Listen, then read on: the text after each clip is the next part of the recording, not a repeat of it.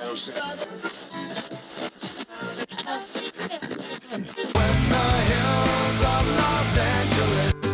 Angeles, I'm and most Hollywood nights.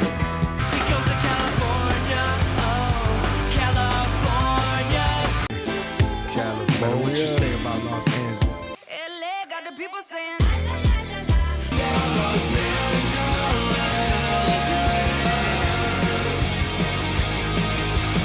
You're listening to Corner of the Galaxy on cornerofthegalaxy.com.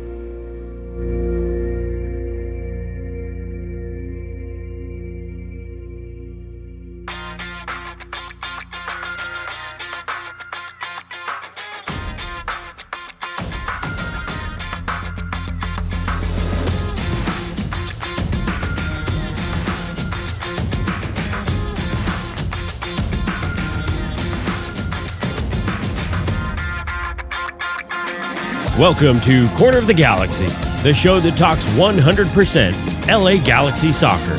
We're glad you could join us. Now it's time to sit back and relax as your hosts navigate through the twisting, turning, but never boring world of the five-time MLS Cup champion, LA Galaxy.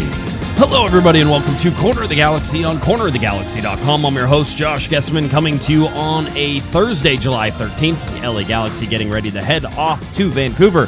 They leave on a Friday. They play on a Saturday. Last game before League's Cup break starts. Galaxy might have mixed emotions about that as it approaches, but one more chance to get a little closer to that playoff line that moved a little higher on Wednesday. We'll talk about why that moved higher and a whole bunch of other stuff. In there, we got some Jalen Neal updates. We got a new signing into the LA Galaxy to talk about. Some audio from Vanney is in there. And, of course, everything leads you up to getting ready for the game against Vancouver on Saturday. To help me do all of it, we're back. He's back. It's Eric, the Portuguese Hammer Vieira. Eric, how's it going, bud? We're back again. Consecutive weeks, back-to-back performances. Galaxy are unbeaten. I'm on a little unbeaten streak here, so feeling good. How are you doing? I am surviving. I would complain about it being hot, but it is like 100 and something, 103 there.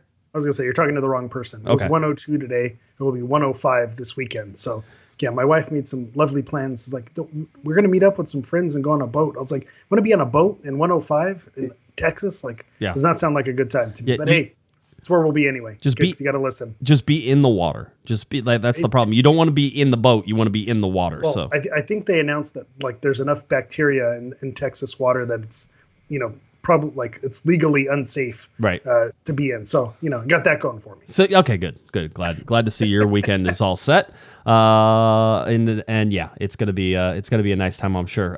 Well, good. I mean, we have a nice, weekend ahead. The LA Galaxy get to travel up to Vancouver. They go up north. They stay out of the heat, right? Going up north and traveling above. Vancouver's nice this time of year, I think. Yeah, it should be. I mean, it's expensive, but it's expensive all this time of year. They don't have to pay for it. They're fine.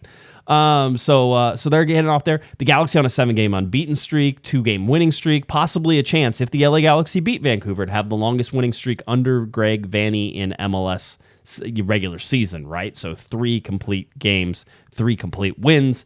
That's what the LA Galaxy are going against. And as we said, they got a little further away when Vancouver was able to edge out Austin on Wednesday night. And so it pushed that line a little bit further away, which is fine. That's what has to happen. This is all a progress. It doesn't really matter. You weren't going to make the playoffs if you won the game anyway. It didn't, it just would have been nice because you're like, I don't know. It reminds me, my kid's taking swimming lessons right now. And, one of the first things they have to learn, Eric, is like how to pull themselves out of the pool. And like, they're just dead weight. Like they just like trying. What do I do with my hand? Right. Yeah. He has no idea. He's trying to grab and like the leg comes up and they're like trying to like poke his leg to get it up. So that way he does it by himself. And it's just like, he's going back in. Like you can tell. And I feel like that's the Galaxy right now. They're grabbing the ledge. They're trying to get up. Now, whether they have a sibling that's standing in front of them that's like knocking them back into the pool. Someone's dunking him. The instructor is definitely throwing him, keeps pulling him back, to teach him a lesson. The good news is they were in the deep end drowning. So at least now they have their head above water slightly, just for a little bit. They got a breath, right? You're not performing CPR. It's like they're their mouths above water, like not quite dead yet. Yeah, they're floating. They're swallowing some pool water still, but I mean they're breathing. Okay, they're going to have to cough that out. They're going to need a neti pot a little bit later, but yeah, they'll be okay. But yeah, it feels like they're trying to pull themselves out onto the pool deck now, which is a better position than obviously drowning not too long ago in the season. So overall, not a horrible place for the LA Galaxy to be in. As a matter of fact, it was funny. I was looking at the power rankings, and I have not looked at the power rankings for a very long time because why bother? Why bother? There's nothing to look at there. And they have the LA Galaxy at 14th, right? So very middle of the road. And I was like, if these are real power rankings that sort of like take in the recent form and everything there, the Galaxy are like top 2, top 3, top 4 in the league right now, depend on their last 7-8 games. Just in how many points they've gotten and the whole deal. I mean, they almost had the perfect trifecta week, which is play in 2 rivalry games and play the defending MLS Cup champs and play the runner-ups in the last year's MLS and win all 3 games. In fact, they were a poor officiating call away from doing that, taking 9 points from those 3 games, which nobody thought that was even possible. But to take 7 points from that is actually pretty impressive too. Yeah, so 9 points would have been nice and sitting a little bit prettier, but you're right. Just to have their run of games, it's kind of funny. I see it in the chat. Are they peaking at the right time? Peak eventually was always my sign. It seems like this could be we're hitting a little bit of a peak in the middle of the season, and then of course we have Leagues Cup to kind of rain on our parades and bring that high down. So we'll see where it goes. Going back to the Philadelphia game, we talked about it last week. Was that going to be a game where it was a trap game where like they were riding a high, right? And is it an opportunity where they were going to let up? And it seems like they continued the momentum. I feel like we can't keep saying this every week, but maybe this week is the trap game because like you're riding high, everything's good, but now you've had the come down from that. You don't have maybe as much motivation. You're going away from home. So maybe this is the one where kind of the fairy dust starts to come off of our shoulders here. It's a tough game, right? And it's one because Vancouver is very good at home, really. At home, I mean, and it's not even like they're very good at home. They have a good record at home. It's not great, but it's, they score most of their goals at home. They just beat Austin at home. They're doing some things right, and they're keeping, they know where they're at. They look at the line, and they're like, speaking of guys, they just got out of the pool deck, but somebody's standing over them ready to push them back in whenever they finally come up. Right? Or we're underneath ready to pull them back down. I think that's how it works. Okay, good. I like that. So this is going to be, I expect, a pretty highly competitive game. I think, just looking at a bunch of the factors, I think that it makes for what you would call a pretty good game. But before we get too far into that, the Philadelphia game is still, I think, one of their better performances against a very good team. A very good team that had to travel a long way, and you could tell, and they're missing people. The Galaxy are missing people. I mean, blah, blah, blah, the whole deal. You can put all the caveats in it that you want, but the bottom line is that they won the game, and they're now carrying that momentum forward. So overall, it was not interesting. horrible.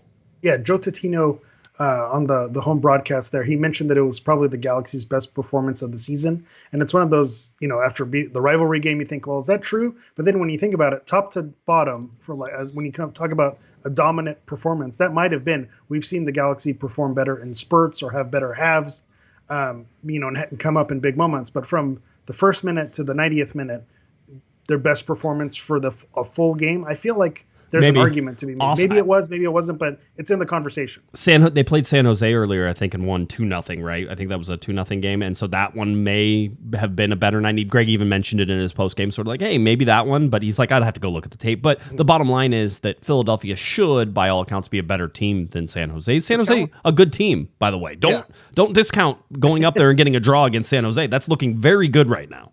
Yeah, and we talked about it with the preview last week.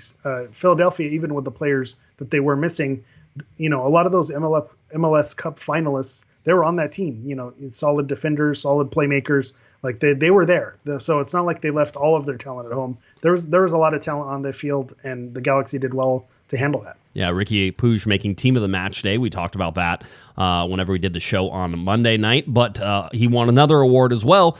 Ricky Puig and the Ricky Rocket heard around the league is your AT&T 5G goal of the match day winner. That was the third goal in the closeout there that saw Douglas Costa and Dejan Joveljic and Ricky Puig all get involved, and then Ricky pulling up. By the way, if you go back and watch that, I mean, it's not a great, it's a really good initial break, But the fact is, like, the passing at the top of the box is actually, like, you've stopped the momentum. Like, Philadelphia stopped the momentum, and you're like, oh, okay, it's over, the whole deal. And then Ricky pulls out and just, hammers a rocket into the corner. Outstanding goal, and he wins goal of the week. So, by the way, I would also say they made a mention of that Ricky Puig had a goal and assist again. That's 2 consecutive games where he's had a goal and assist. Last person to do it did it 3 games in a row, and that was Zlatan Ibrahimovic. Just in case you remember that guy. That's good company to be on. When you're on the same list as Zlatan, that's a good thing. The interesting thing about the goal of the week, given the game that he had against LAFC, to outdo it in terms of the goal that he scored was pretty impressive. And then the Galaxy 2 weeks in a row with Boyd's banger the match day before, right. And then Ricky on this match day with the goal of the week. So the Galaxy, scoring some golazos, if you want to throw that out there. I've seen some clips of someone saying that on Twitter, making it turn. I don't know who puts the video out there. I don't know who does that it's either. making its way out there. Yeah, I would imagine it is. I think, again, the only thing I'm concerned about, and this has been sweeping, is that you're not getting any goals from strikers, right? No Preston Judd, no Dejan Jovic. Dejan had a couple, really.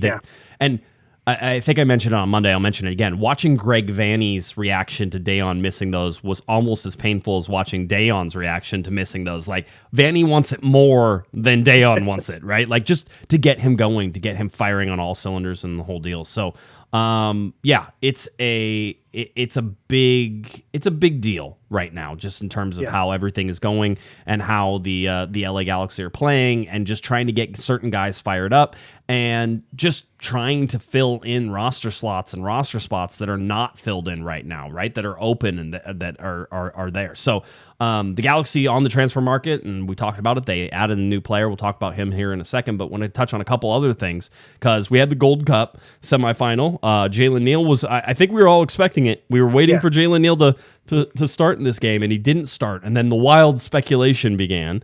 Yeah, that's something I want to point out as well. When we saw the lineup and Neal was not on it, a lot of LA Galaxy Twitter and Galaxy fans in general were ready to riot. It's like, maybe he didn't have his best game in the quarterfinal performance, but that's not that to punish him for that after the tournament that he has. He really, I think, is one of the breakout players of the tournament, in a tournament where really the team, and you saw it with how they went out against Panama, was not really a fantastic team performance. So to stand out from that was impressive. So when you didn't see Neal in the lineup, I think there were a lot of people ready to riot, but then the news came out that it was a groin injury, and that was the reason why he was not starting in that particular game. So it made you feel better, like, okay, he's not getting snubbed. But then as the Galaxy side kicks in, well, now is he coming back with a groin injury? Is he an injured player? I saw that he was in training today, so maybe it was more precautionary than a serious injury. So, hopefully we can get him back in the squad, as well as the players have been doing, filling in his absence. I think that they're ready to have him back in the squad. So we'll see what happens. Yeah, it's we actually have some audio. We can play it from Greg Vanney here about the injury and what was going on. Not long term, something apparently that Jalen's been dealing with. So let's hear it from Greg Vanney from training today on Thursday before the LA Galaxy leave on Friday for Vancouver. No, he's been managing through the season, kind of like what they call like an osteitis pubis, which is some inflammation in the growing areas, and he's sometimes it flares up on him, and I think in this last series of games that were coming fast with the national team as well, and lots of travel, sometimes that can get a little bit flared up. So in general, it's a little bit of rest. There's some other ways you can help manage it. But he feels okay. It's not something that is like it's acute and you have to just take him out of the game. It's sometimes he just needs to recover a little bit. His body needs to regroup, So he didn't do anything today. He obviously just kind of drove up from San Diego this morning, and so he came out and he's just getting some recovery stuff that he needs that will help him to move forward to possibly be available for Saturday. So possibly available for Saturday, see how he sort of goes. But again, something he's been dealing with and maybe just flared up during that U.S. men's national team time there. And then the U.S. eliminated from that, which frees him up to come back and play for the LA Galaxy this weekend or in any of the other games that are sort of coming up. Other things to point out there is Greg Vanney still says growing instead of groin. I was going to say, if you're playing the drinking game at home, you got the growing areas there. it's like he has growing pains. You know, that's really what it's starting to come down to. And I almost feel bad for Kintu, but it's too funny not to pay attention to every single time. And people are like tagging me, they're like, groin injury. Guesman's gonna say growing injury. Here it comes.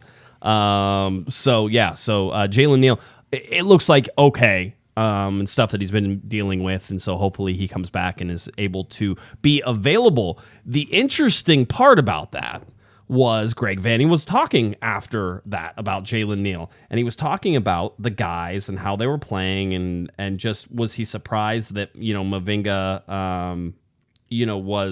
Mavinga and those guys have played so well together.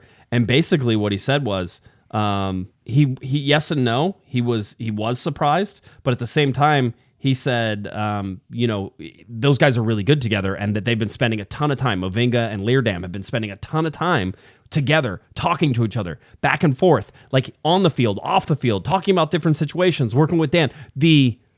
The ultimate in professionals, whenever you talk about what it means to be a professional soccer player, is to be put in a new position like Kelvin Leerdam is. And Greg sort of said, listen, he's always sort of been maybe the guy who can play your third center back, like that type of thing. So it's not completely foreign to him, but now he's playing in a two-man center back position with Mavinga. They've never played together, and that these guys basically apparently are inseparable, and they're lapping it up. They understood the assignment, basically, is what's happening here. Yeah. It feels that way. He said, so yeah, they've done it. They've done a really nice job. This is me quoting Greg, and he goes, and so we'll let them keep doing it until they're not doing it. Okay.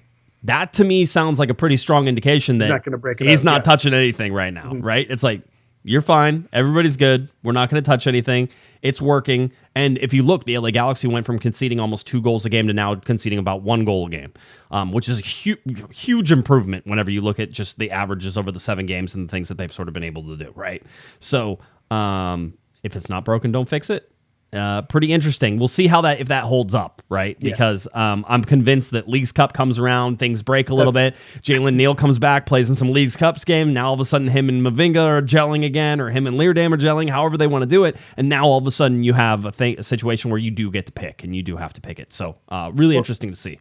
Yeah, the argument for the Mavinga-Leerdam pairing is kind of what happened at the beginning of the season is, we had Sega go out due to injury. Mavinga didn't look that great. So you had Neal slot in, and Neal and Caceres seemed to have that relationship, that communication. It seemed to be firing or working despite the results. It seemed like that pairing, they were doing well by feeding off of each other. So now in the inverse, when you have Caceres going off injured and you have Neal off with international duty, they're getting their time to gel. They're pairing. So, he didn't break up the Caceres Neal situation unless he had to. Right. And so now you're not going to break up the Mavinga-Leerdam situation unless it happens. But you said exactly what I was going to say. With the Leagues Cup break, I think that's where you have the opportunity. And then depending on what happens in this game in Vancouver, because then if it's no longer a streak, right, if the result doesn't break their way, and then you don't have to, go down with the ship per se by saying, hey, we had this streak, I had to keep it going.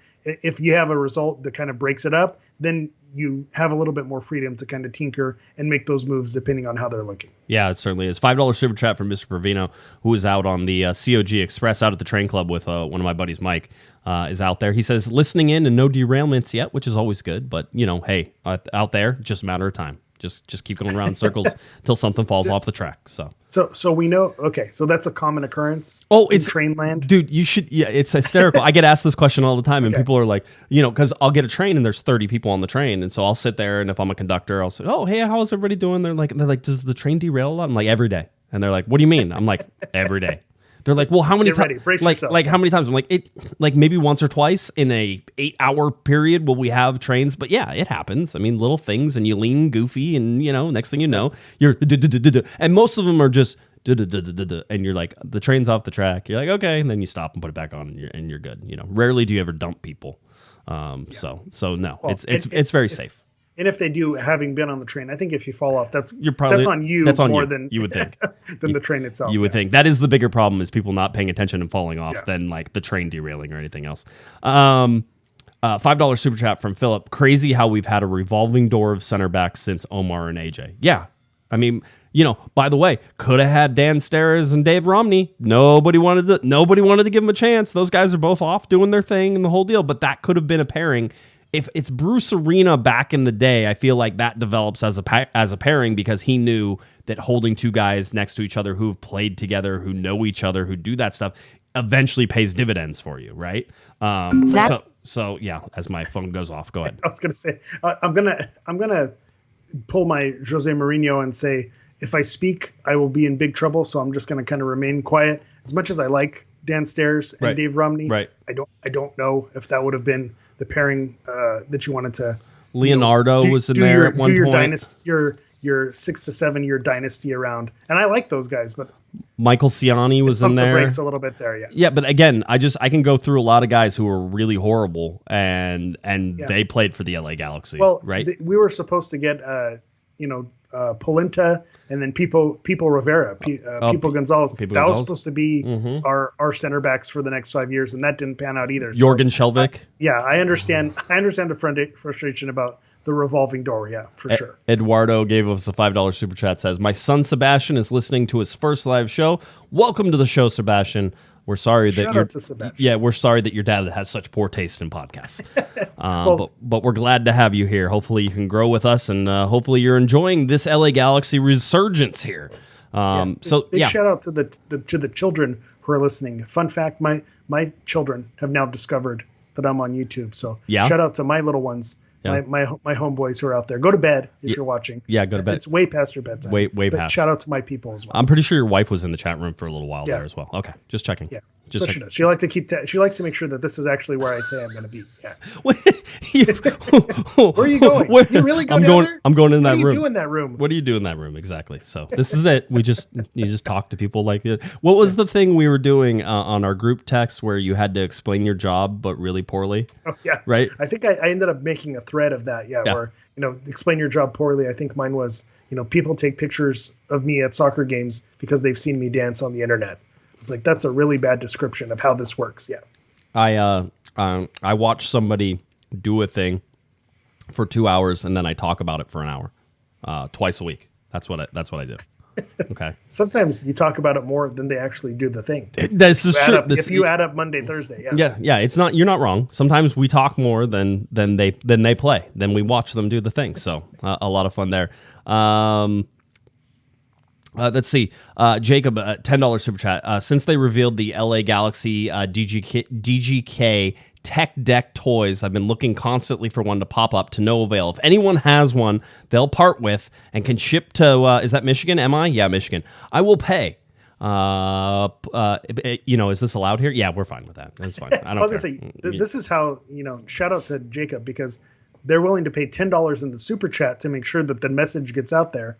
And then they'll pay additionally, to make sure that they can get that tech deck. But I will say I've seen it posted. It seems like they're gone. There's no secret stash. They're not happening. So I think you're going to have to. Someone's got to be willing to get rid of it, and then I think that might come at a hefty price. So good luck to you, Jacob. Yeah. We'll see how that goes. So very good on that. COG swap and shop. We do have like a trading sort of Discord channel that you can go into. I would suggest that you go on the Discord and actually join up, and perhaps somebody in there could help you because they do a great job on kits in there. There's always kit. Yeah.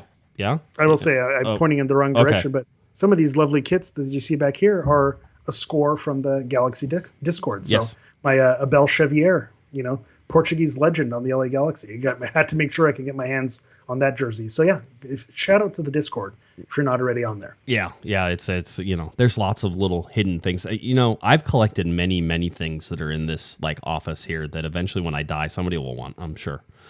Won't be worth anything now. Yeah, I know. Not you though, right? I've got a whole cabinet of BS back here. It's fun times. Yeah, it keeps me happy. Good I stuff. like to just go and see my little trinkets. Let me have my fun. Let me have my thing. What'd you think of Jalen Neal, his overall performance for U.S. men's national team? I mean, when you weigh everything, and again, a C team, I'm not sure that I'm going to be one of those people who's going to be overreacting to the fact that they lost to Panama. That's what I'm here for. Yeah, that's fine. You can. But, seeing Jalen Neal, seeing his play, seeing his progression, seeing, I think, the upside that he had, I think he's one of the brighter spots that comes out of this tournament. It's not saying, hey, Jalen Neal's going to go start for the U.S. men's national team, but He could very well be on the roster or the extended roster as they move forward for that A team. He might be off the bench, but he could be a center back option for the U.S. men's national team here in the relative future, let's say, in the next 3 to 4 years. I think that's what happened. He made a case. We know that the Camp Cupcake friendlies in January, that oftentimes those are one-time call-ups. You don't really get tons of players there. It's really more of like a C or even a D team. But the Gold Cup, maybe you get a little bit more competitive, and so this is a chance for players to make their case. And I think Jalen made a case to be in the conversation. Is he going to be a starting center back, in the next, 2 years? Probably not. But 4 years down the line, 5 years down the line, if he continues to get some of these maybe January call-ups, continues to progress at the club level, maybe gets, European transfer down the line, he definitely looked comfortable there. And you mentioned it, one of the few bright spots. I think there were some players we saw in that tournament who we said, okay, I've seen enough of this player at the national team level. I think we're ready to move on. And there were some players that made the case. Jalen Neal was one of them. I think Dwan Jones was another one who made a little bit of a case. So that's what it seems like. That was the sole purpose of this tournament. Right. It was to see who could make a case, because it doesn't seem like they went in with a competitive roster to go and dominate and to win the thing. I think they hoped, obviously, that they would win, but I don't know that they went to say, we're going to go and we're going to put on a strong display. It was more like a trial run for players, which is unfortunate to see how the Gold Cup has kind of become this secondary conversation. That's what you do whenever you have the Nations League that plays like 2 weeks before it, like the Nations League final. I get it. I know what you're saying, but it's a conversation for another day. If Hercules had a good comment on that about making it mean something. It seemed like it didn't really mean enough to the fan base, to the players. It seemed like this was a bit of a throwaway tournament, but that maybe is a conversation for another time. But a bright spot was Jalen Neal. I think he showed that he deserves to be in the conversation when you talk about American center backs, especially with a World Cup coming down the way in 2026. Maybe that's the time, talk about peaking at the right time. Yeah. If you look at a progression in track center backs, that's probably going to be a good time to be on the USA radars when that World Cup comes around in 2026. Looking forward to it. Jalen Neal, I think he did himself a lot of favors, had some good play, and it's fun to watch when guys have it, they just have it, Eric, right? We talk so much about like, let's see how they develop at the next thing, right? But you see, he goes every level he's gone to so far, he relatively, and listen, I'm not saying he didn't have shaky moments. He's had shaky moments in MLS, and we've seen that as he's developed, right? Now, he's done a pretty good job of making those shaky moments not give up a goal, and I think he did that in the U.S. men's national team games too. They didn't score a goal whenever he had those shaky moments. So, Neal, but he seems like he fits. It's like, you're at a new level. This is international level, and you've never been here before. This is senior team, blah, blah, all this other stuff. And you're like, but he fits. You see it. You can see it with your eyes. And this is a lot of times we talk about analytics and having you help see. You don't need analytics to see that Jalen Neal's comfortable out there as a center back, right? So, very good. We got, by the way, a $5 super chat from LA Galaxy Outsider. We'll trade my tech deck for pupusas and a tall can. See? We've made a match made in heaven. That's a good deal. That is a really good deal. Make it happen. Make it happen. LA Galaxy Outsider, one of the best. Shout out to the legend. We salute you, sir. I wanted to get to this one as well, being we're talking about World Cup and everything else. The LA Galaxy actually got a payment of $73,000 from FIFA, and this is basically for their World Cup player involvement program that they have. And I think it was announced prior to the 2010 World Cup, but I think it really was in effect like in 2018. But basically, FIFA said, we're going to pay the clubs for using your players basically for a certain amount, right? And I forget what it is, but there's a certain amount that you get for showing up and the whole deal. And the Galaxy get a check for Martin Cáceres for $73,000 basically, and that goes back to the LA Galaxy. FIFA, by the way, gave away $209 million to clubs, and it was basically clubs to the players, and the players clubs for the previous 2 years, right? So basically before the World Cup, it was the previous 2 years that sort of led up to that. So just a way of FIFA taking their mounds and mounds and mounds of money and trying to find an appropriate home for. That's the whole thing. If they gave away $209 million,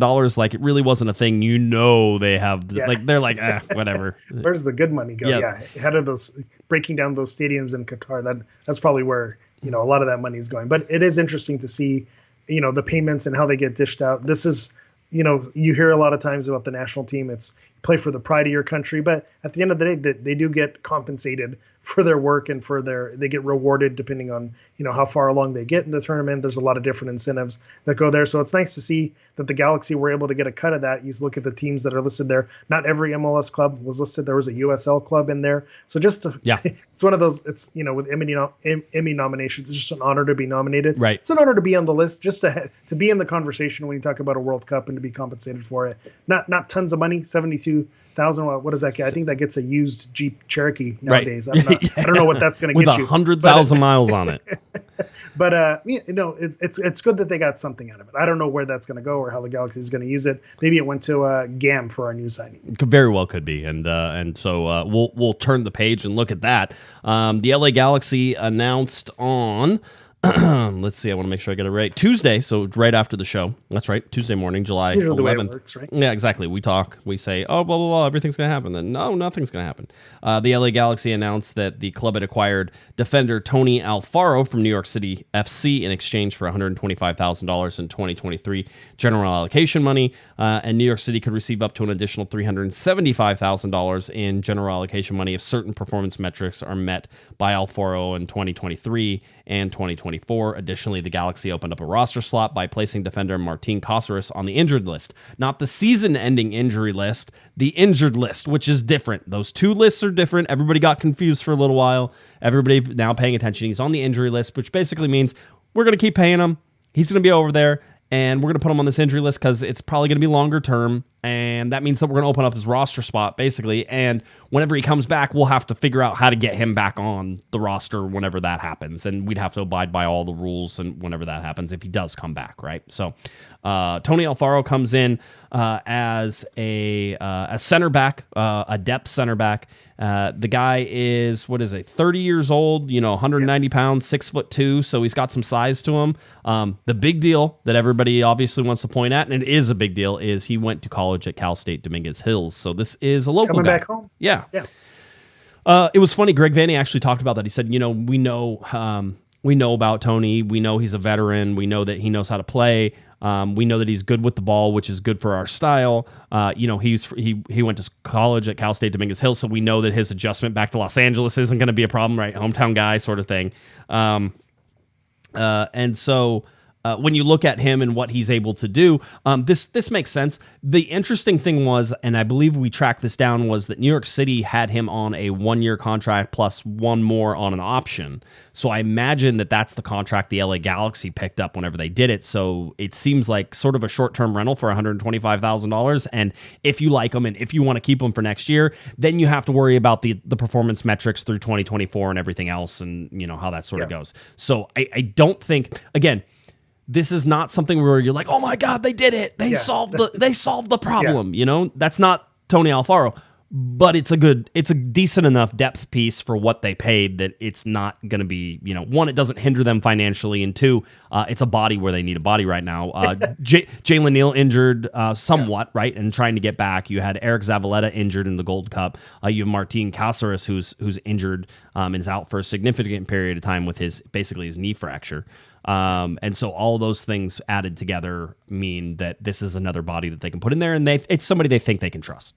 Yeah, it's funny. I don't know if you've been reading my notes, but that's kind of almost exactly word for word what I have in here. So I'm going to say, with no disrespect, which is usually you say so when you're about to disrespect someone pretty bad, but it doesn't really excite me as a move. But it is a warm body that the Galaxy need at a CB in a position where we're one groin pull or a bad trip away from, putting Mark Delgado or Gaston Brugman at center back. So you need another center back in there. When you look at, where he's been in his career, shout out to our Dominguez Hills Toros, that he's coming back home. But you look at where he's been, journeyman, as an understatement, has spent some time in Seattle, Salt Lake, Seattle, Chivas, Reno FC, DC United, New York, and they're not all long-term deals, wasn't there for very long. Right. So, this is not someone who solidified himself as a starter anywhere. I think 6 appearances for New York City. But at the end of the day, you need a body, someone who's comfortable at center back, that you're not transitioning from a different position, not putting in the Giassi Zardes, striker to right back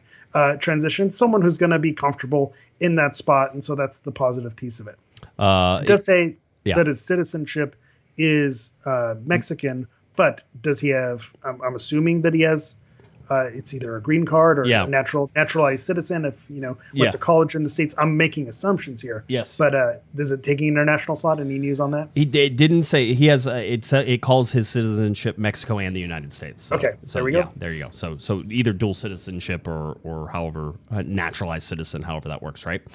So he's in there. No, I will say this. Looking at his 2021, 2022 seasons, 25 games played, 18 games played, 21 starts, 9 starts, even 4 starts this year for 2020 and 2023 for New York City. It's not like he's that rusty. As a matter of fact, his last game was on June 21st, where he went 90 minutes in the start, right? And so he was starting for a little bit, and then I imagine they either switched formations or got somebody healthy back. But you can go through in just his recent games and sort of be like, okay, you can see that he was playing and that he probably has it and that he's probably ready and raring to go if the Galaxy need him.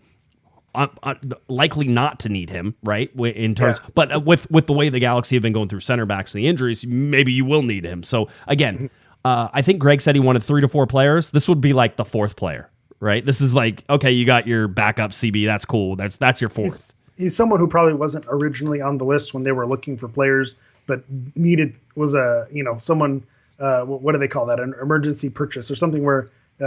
Panic buy, right? Where you something goes wrong and then you automatically have to go into the emergency fund. That's what it seems like this was. So maybe not those 2 or 3 players or 3 or 4 players that you're initially looking for, but out of necessity, this is someone they needed to go after. And the funny thing that I hear, and we heard it last week with the Pizarro rumors that were happening, which it looks like he's heading to Greece now. So the Galaxy are now possibly out of that business. I mean, didn't we kind of say that, pump the brakes on that one a little bit, that it was an option that could possibly do something and maybe they wouldn't choose that direction?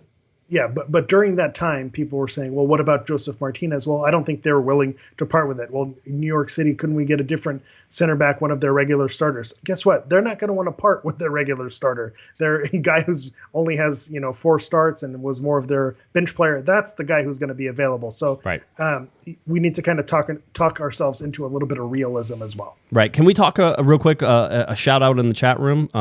Push Bike Surfer. The Push Bike Surfer is in there. They say, hey, G's from the Sunshine Coast of Australia, G's up. So there you go. Standing on his head. We're doing that the whole day. Yeah. What time? Which way does the toilet flush there? How does that work? Hey, Siri, what time is it in Australia? In Canberra, Australia, it's 1:37 p.m.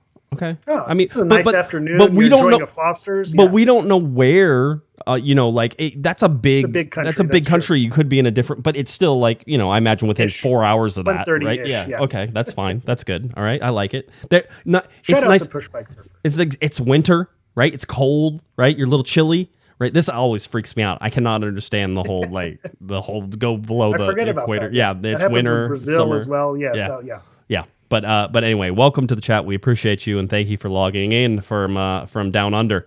So you got Tony. Listen, I wanted to get to this. This was the big thing for Greg Vanney. Was that he was asked about the transfers, right, and what was sort of going on. So, and by the way, shout out to Damian Calhoun, who I'm pretty sure was the only reporter who was there today. So, shout out Damian, hardest working reporter by far, one of the best guys in the press corps as well. So, Damian asked, well, how are things going with transfers? And this was Greg Vanney's answer. And let's listen, and then we'll break it down a little bit. Well, I mean, it's a tricky one for us because right now it's all about the in the league stuff, and so we have some conversations going on. Teams aren't eager to move right now until they get out of this stretch of games and they go maybe into the Leagues Cup break. Then I think you might start to see some movement around the league. Whether it's us and we're involved in that will depend on what opportunities are there. As far as working on things outside of the league, we ultimately can't really do anything until I think it's August 4th till it closes. But we certainly are having some discussions with I'd say 3 or 4 players that are of interest to us if we can free agents, if you will, if we can put together the right situation for them and for us, then we may see 1 or 2 come from outside the league as well. All right, there you go. By the way, August 2nd is whenever it closes. I was pretty sure it was August 2nd. I meant to check that before we did, everything, but I forgot to do that. So August 2nd is whenever that closes. And as we have talked about, this is Greg Vanney talking about how guys don't want to move until Leagues Cup breaks come. So that's sort of coming, and we'll see how everything sort of moves around. Listen, Miami is bringing in, like, it feels like another 20 players. And so those guys all have to find places somewhere and go somewhere, and they're going to figure out ways to do that. We were having a discussion in the Discord earlier today. It's like, well, will MLS change rules for Miami in order to allow them to sort of redo this? Like, I don't think they need to. I think there's plenty of rules in there that will sort of, be able to be abided by, and you can buy out contracts and you can do some things. But yeah, I mean, it's going to be more difficult than I think Miami thinks it's going to be. I'd like to zag on that as well, where people are saying, oh, special treatment for Messi, where my argument, if you're MLS or Don Garber or whoever's in charge, yes, absolutely, do special treatment to get Messi, allow 5 DPs, to get that player in your league, for the growth of the league, growth of the game, and to, for what it means to get Lionel Messi. Yes, there's going to be exceptions. There's going to be special treatment. Right. So get ready for it. I'm not gonna cry about it too hard. From the David Beckham franchise about special treatment and getting players to, game-changing players to come to the league. Yeah, by the way, it said, I read something recently that said it took Tim Lewicki 2 years to convince MLS to do it, and then they had to convince David Beckham to do it too, like at the same time. So it was quite the coup whenever that happened. And listen, as far as I'm concerned, they're not really breaking many rules right now. They're bringing Messi in. You can pay a designated player as much money as you want, right? Getting the tie-ins with Apple and Adidas and trying to do that, that's where it gets a little more, but at the same time, I'd allow that. That's more marketing, right? That's more of a player option than it is, the league bending rules. Because the DP, like you said, if you get a designated player, you can pay him whatever you want. So wherever that money comes from, you figure it out. Yeah, we'll see how that all goes down. But the other thing to sort of point out, and I don't want to say I told you so, but I told you so. Greg Vanney says we can't do anything until the window closes. They're talking to 3 or 4 free agents that could help them. But Vanney says not short term. He goes, maybe we'll find some guys that'll be short term. He goes, but right now those are not short term. These are guys who can help us now and into the future. And so again, I think there's going to be movement. I think it's going to happen. Everybody's going to complain about the transfer window, and it's going to heat up whenever Leagues Cup goes into and guys start moving a little bit. And that's when I think Galaxy fans are going to panic. Wait till that August 2nd date, wait till August 3rd, and watch to see if the LA Galaxy have any other deals lined up. And I think we're going to hear some rumors about that whenever it gets closer to that. So I think there's some things in the works right now. And Vanney's, very clear. And by the way, said the same thing in the primary transfer window. We're talking to a bunch of guys, and what happened? Okay, nothing, right? So, that type of thing. Same thing could happen. It could all fall apart. But people are also... they pretend like players wouldn't wait for the right situation. They're like, oh, I want to come to the LA Galaxy, but God, I have to wait another week. Oh, it's too hard. Or, with visas and everything that goes on, we know how long that process takes. It is what it is. And if it is going to be a player who's, going to be long-term, then it's worth the wait. Right. My thing that I've been saying is I don't know who the mystery free agents are that are magically going to be the impact players for the LA Galaxy. Right. But maybe this, to argue against myself, which is one of my favorite things to do, maybe it's not someone that I know, and maybe that's a good thing because that shows that the Galaxy are moving in a different direction, that they're not going after the Di Marias or the Hazards, these players who maybe the name, but maybe the play isn't there. Maybe it's going to be someone who's a free agent, but maybe it's a little bit more under the radar, but they're going to be able to contribute in the league. So kind of interesting to see what direction they go, because as far as like, high profile free agents who are without a club and, could make an impact on the Galaxy, those names don't, fly off the page right now. So it's going to be interesting who those names are. A little side note to all of that. I heard the LA Galaxy, through a little birdie, the LA Galaxy put up a job posting for the analytics analysts, right? For internal LA Galaxy analysts for the analytics side of things. So again, something we've sort of been asking about and seeing if it would happen and all that other stuff, right? That job opening is out there, so they are hiring for that job. So that's something there. So anyway, that's where we sit on transfer stuff. Tony Alfaro, again, whatever. Okay, cool. Need another somebody. He seems like like the perfect guy to get as the depth piece that probably isn't going to play for the rest of this year, right? I mean, that's likely. He seems Eric Zavaleta adjacent. Yeah, I would put him above Eric Zavaleta in terms of where where he fits in the depth charts of things. I mean, quite honestly, he's like right behind Jalen Neal as far as I see it, right? So Jalen is either that second or third center back, and so Alfaro is probably the fourth, and Zavaleta's the fifth. Whenever you look at that. I wanted to get to one more thing before we turn our attention to Vancouver. And the Baby G's got a, what are we calling this again? El Trafichico is what I believe they're calling it, which, nice try. I mean, I don't know that like there's too many syllables. It's mush mouth. El Trafichico. Like it doesn't float. El Trafico, right. There was magic. You really bottled something special there. Right. I think you mentioned it could be El Traficito. There can be some other things here. But, at least it's something. And at least we see a familiar scoreline, 4-3 in the first El Trafichico. That's a good thing. Yeah, it is. LA Galaxy 2, scoring 4 goals. By the way, almost bottled it whenever you look at the timeline of everything. Up 3-1, and it ends up, up 4-1, I think, and ends up being, it was 3-0 at a time. Yeah, and ends up being 4-3 late in that game. So some goals by Alex Akala, who we've talked about a whole bunch on this in previous years, and he's the Man City player that at 18 years old basically is ready and willing to go to Manchester City whenever that happens. Yeah. Alex Akala. He's a player who, when they had the youth tournament out here in Dallas, I made a point to go watch that tournament just to watch him play. And he's someone who, depending on when he matures and when he gets ready, he may get some first team minutes before he turns 18 and ends up going to Man City. Well, don't be surprised if you see him on the LA Galaxy first team, in the next year or two. Yeah, scored the first goal, got fouled for the penalty kick on the second goal. You had Adrian Gonzalez, who converted Gino Vivi in there, and Aaron Bibu, and then Bibu was the fourth goal scorer there. So congratulations to the Baby G's on getting the win. So the LA Galaxy very much trying to push the narrative that they are in charge of LA right now after beating LAFC in both levels there, which is always fun and always interesting. If you're did LAFC 2, was that their B team? Was that their A team? Was that their C team? What's the excuse in that group? I don't know. I'm sure they have different letters for all of those. If you were paying attention at all, there were some midweek games, and that's why the LA Galaxy currently sit about 6 points out of that last playoff spot whenever they're chasing Vancouver. And it was because Vancouver beat Austin 2-1. We'll talk about that game here in a little bit. Just looking at some of the other scores that also went around: Minnesota beating Houston, Kansas City and RSL. RSL continues to defy the odds and not lose on the road and continue to win on the road. So a tough game is coming up against RSL whenever those two teams, whenever the Galaxy and RSL meet. They have been playing interesting. Philadelphia getting back on the winning side of things, 2-0 over Nashville. Interesting one. The sleeper, Colorado and Portland 0-0.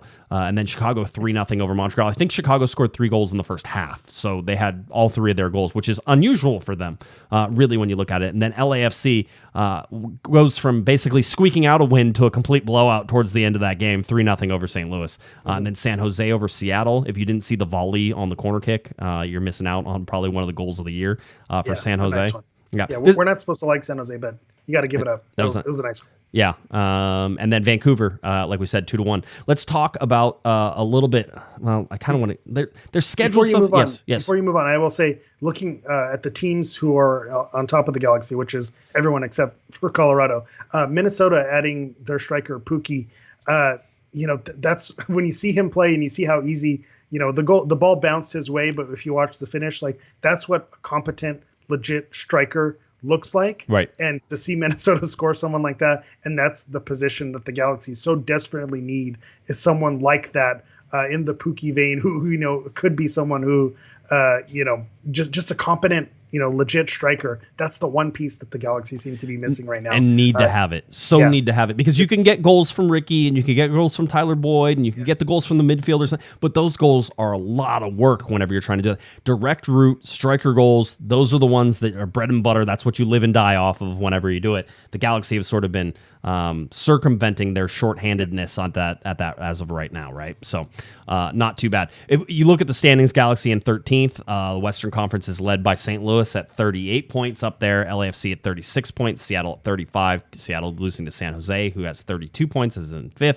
RSL in 34 points in 4th place, right? So you can sort of see how this stuff is stacking out. You go down to 9th, Vancouver, with the win over Austin, 28 points. That means the LA Galaxy are 6 points behind. So if the Galaxy win, they can be within 3 points of Vancouver. If they lose, they would be 9 points behind Vancouver, right? So this is what we call a 6-point game. It's a little 6-point swing, all right? Yeah. And it means a lot right here as we talk about the LA Galaxy trying to pull themselves out of the pool, right? This is one of those where you get a little bit closer, the belief continues, and that belief hopefully will last you through the dry times here of the Leagues Cup and then back to MLS play whenever you get there. So yeah, we saw in the chat a little bit earlier about how important this game is. There's way too many games left in the season before we start saying must wins and can't lose, and we start playing that game.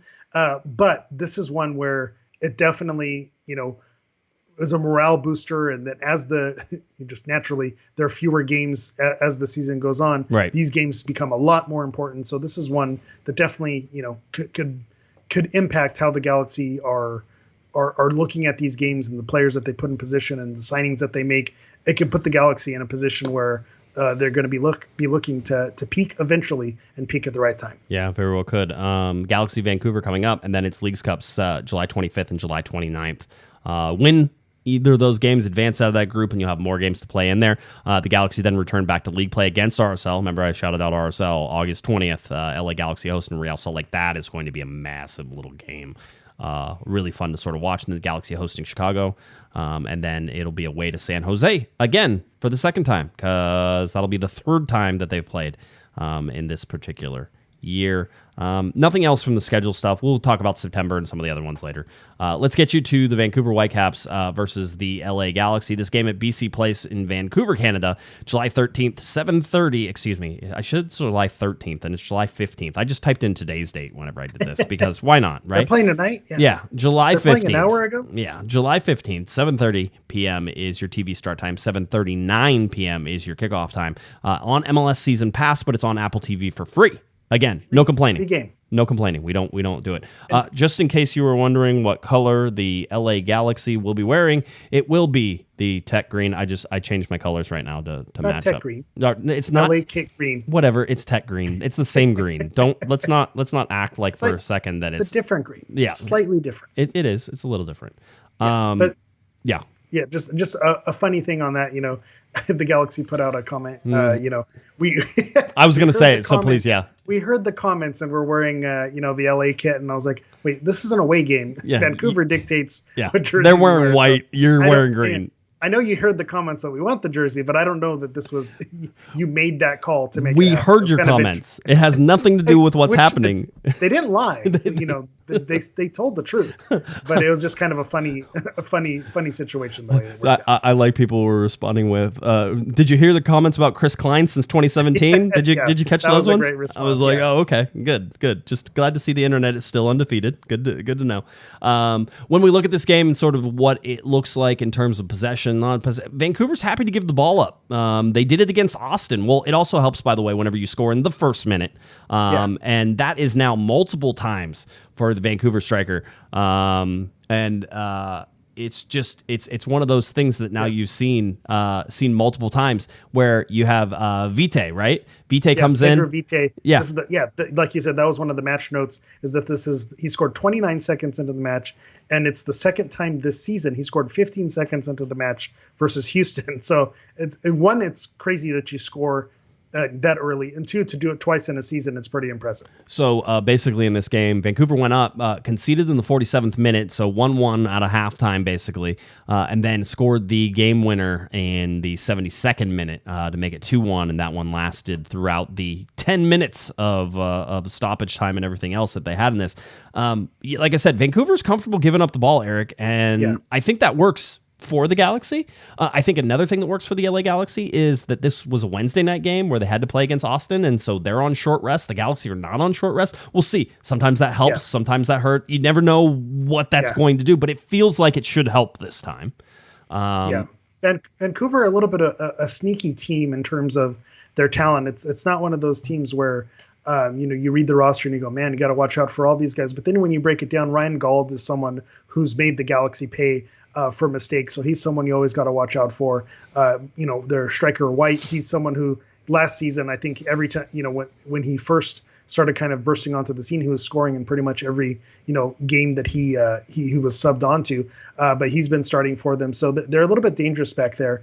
And then they have a new goalkeeper as well. I believe he's new this season. And so the Galaxy, the Whitecaps are sneaky in the regard that they're not necessarily in the standings one of the better teams, but if you look at their home results are really where they kind of make up the difference. So they don't really have bad losses when you go and look through their schedule, but look at some of their results at home. They won 5-0 against Montreal. They won 6-2 versus Houston. So their, BC Place is a little bit of a fortress to them. That they really seem to play well on that turf. They have some home cooking. So that's the part that makes me a little bit wary. It's not like this team has gone out and gotten blown out by other teams or had poor results at home. They do their job at home and do it well. And then when they do have losses, you look at some of the games that they've lost. Against Seattle is the game that they lost. Another one they drew against Vancouver. So it's not like Cincinnati, excuse me. Yes. So Cincinnati is one of the top teams in the East. So it's not like they're out there, getting poor results against,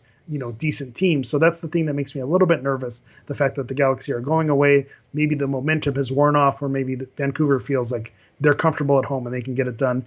And it's one of those weird things where when Vancouver comes to the digs, it seems like they always have our number. Right. But when we go there, we seem to have their number in a way. So is it going to balance out? Are they going to continue their home form, or is the Galaxy going to be able to spoil it with the way they've been playing? Yeah, could be a really big sort of game for momentum and everything else. I'm nicknaming this one the Vanney Bowl, by the way, because you got Vanney Sartini versus Greg Vanney. This is the only time you're going to get Vanney versus Vanney. Sebastian Berhalter also on this team as well. So if you notice, the Berhalter name is there. Blackmon on the back, who was with LAFC at one point, I believe, and so that'll be in play, I'm sure. So. Yeah, they have a white and a black man. There's a joke there somewhere. Somebody can figure that one out. You're not going to make it, but you're just pointing it out that there is something there. Fairly balanced in terms of whenever you look at their passing, what they did against Austin. I'll say that it certainly looks like they like to be strong down the middle and use the wings. The good news is the LA Galaxy are one of the strongest down the middle and use the wings. So it should be a sort of clash of different sides. Interested to see sort of what the midfield does, because it looks like Vancouver tries to pack it with 5 and has the wing backs on the outside and can really make the midfield, condensed if they want to. The Galaxy usually like to run through there, especially Ricky Puig running through there and everything else. Douglas Costa playing on turf. Greg Vanney says there's no such thing as good turf, but there's some turf that's better than others. And he goes, I think that they replaced their surface not too long ago, maybe in the last 18 months. He goes, so it's maybe softer than others, and so isn't the worst in the world. But yeah, it's always an issue. It's always too dry. He's no right answer. Yeah, and he's like, and by the way, he goes, we also think that we're hopeful that we'll be able to use the speed of the pitch to our advantage in this particular case with Tyler Boyd and Douglas Costa, even, quite honestly, which is crazy to say. But you're out on turf, so everybody, you need to pray to your little statues or whatever you whatever deity you choose. Candles. Yeah, light your candles, make your prayers, do all the stuff. And by the way, I've seen a lot of studies recently that said that turf and the advancements of turf that they made really have stemmed a lot of the injuries are about the same now. So maybe you don't have to worry about it, but still, it feels like you're going to have to pray to some god on somewhere, to the soccer gods on high to keep the LA Galaxy safe on this one. Did you have 538 info? I do have 538 right now. They have Vancouver as heavy favorites. Vancouver with a 53% chance to win. The Galaxy with only a 24% chance to win. 23% chance for a draw. So I hear everyone celebrating. 538 has Vancouver ready to win. That means the Galaxy are in good position. I like to compare it to the whole league, and they're right in the middle. They're not one of the lowest favored teams, but they're also, Vancouver isn't one of the higher percentages as well. So it's kind of hovering around the middle. So take it for what it is in terms of 538, but it feels like Vancouver, their play at home seems to have them as favorites, not only on 538, but also on Bovada. We have them at -120, and then the Galaxy at +285. So unless you're really riding high and feeling good about Doug Costa. I was going to say DeMonte was like, hey, you guys screwed up Doug's name. Yeah, I appreciate the shout out, DeMonte. And if you really like how they're playing, there's money to be made on this game. Again, not a financial advisor, but if you're feeling good about the Galaxy, Maybe a draw plus 310. That might be the way to go. Ooh, that sounds like what's $100 to win 310, right? In between friends, no problems. Watch party for the LA Galaxy. Danny K's in orange on 1096 North Main Street. Specials include $10 mugs. The Galaxy Star Squad will be there, Cosmo, and more. I always wonder what's more. What else are you gonna bring? Koozies. You got koozies, the Star Squad, Cosmo. What more do you want? Predictions guaranteed to be wrong, Eric. As great as I felt about RGs, I feel like this is going to be the crash down to earth with how well Vancouver plays at home. I just feel like this is where the G's crash down to earth. I'm calling a 2-1 loss. Okay. I think this is where the streak ends. I haven't seen Greg Vanney's team put 3 wins in a row together. Ever. So you haven't seen it. Yeah. Prove me wrong, Greg Vanney, because I'm betting on it not happening. Yeah, by the way, Toronto, yes, but not with the LA Galaxy, okay? So not 3. So this is the chance. I, too, like a 2-1 scoreline. I think the Galaxy are going to win, however, so we will be on either sides of the 2-1s. And one of us has got to be right. Yeah, one of or neither. Or not. Yeah. Or it could be 5-0 blowout. It could be anything. Really, we're so small. I mean, one is, I'm going to tell everybody, here's a little secret. Call 2-1 games. It's the most common score that is out there. 2-1 is basically the most common score. Call it 2-1 and you're usually pretty good. So 2-1 for the LA Galaxy. You have 2-1 for Vancouver. We'll see how it all plays out. But again, the game coming up on July 15th, not 13th like the graphic says, because that's just silly.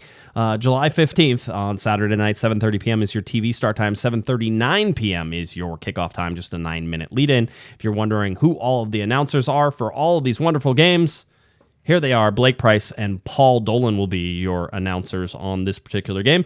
I believe I have set up a Vancouver radio hit before this game starts, so I'll be doing that, but that doesn't matter because none of us live in Vancouver, so you can't really hear it. So tough. You're not going to be listening to them anyway. Yeah, if you are in Vancouver... You listen to Vancouver home radio on Apple, right? There you go. You probably can. Yeah, I just don't think I'm just not on that early. I don't think so. It doesn't matter. We're all good. That's where we sit. LA Galaxy trying to make it 3 in a row, trying to extend the unbeaten streak from 7 to 8. By the way, it's already 7 is the longest I think under Vanney. 8 is the next one. Obviously after this, it would be a significant increase, especially if there's a draw, if there's a win there. Because then that would set a new mark for 3 wins in a row. And winning games is the best way to climb up the charts. I'm just telling you. That's what I hear. That's what I hear. That's what they say. I hear 3 points are better than 1. Yeah. That's what they say. I don't know who they are, but that's what they say. So that's where we sit. Eric, anything else that you want to get to before we get out of here? No, I think we're good. I'll give a shout out to my special viewers on YouTube. They know who they are. Love you guys. But please go to bed. Please go to bed. Wow. Stop texting. Please. I love you guys, though. Yeah. So you talk that way to your parents, huh? Okay, just checking. Eric, tell people where they can find you. Let's go. All right. As for everyone else, you can find me on everything at HammerEV9. That's on Twitter, Instagram, TikTok, and now Threads. That's at HammerEV and the number 9. All right. If you're looking for me on Twitter, it's at JGuesman, JGUESMN, and of course at Galaxy Podcast, at Galaxy Podcast on Twitter, at Galaxy Podcast on Threads, on Instagram. All that fun stuff is right there, so please check it out. Head on over to cornerofthegalaxy.com where you have all of our shows are right there for you, all waiting to be clicked on. All right, that's it. LA Galaxy, Vancouver Whitecaps coming up. Last game before the Leagues Cup break, a big 6-point game swing. We hope everybody enjoys it. We'll catch you after the weekend. For Eric, the Portuguese Hammer Vieira, I'm Josh Pato Guesman. You've been listening. You've been watching to our little Corner of the Galaxy. Have a great one, everybody. You've been listening to the Corner of the Galaxy podcast on cornerofthegalaxy.com. You can follow the show on Twitter and Instagram at Galaxy Podcast. And be sure to check out and subscribe to iTunes, Stitcher, and Facebook by searching for Corner of the Galaxy. Fans, we thank you for listening, and we ask that you be kind and courteous to your neighbors as you leave the podcast. We thank you for joining us and look forward to seeing you again. Until then, I'm Michael Araujo, and on behalf of the entire Corner of the Galaxy crew, goodbye, everybody.